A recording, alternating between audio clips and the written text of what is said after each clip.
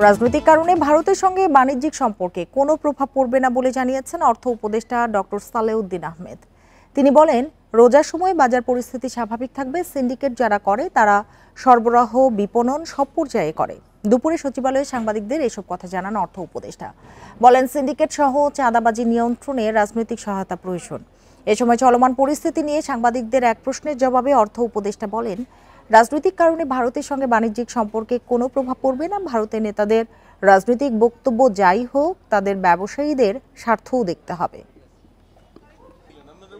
যারা আপনার বিক্রি করে তারা তো কিন্তু ওই পলিটিশিয়ানরা কি বলে না বলে, যদি ওখানে এক্সেস থাকে প্রাইসের আপনার ইস্যু হয়, তারা কি করবে? বিক্রি করতে হবে। আপনার কাছে বিক্রি করে আরেকজনের কাছে বিক্রি করতে হবে।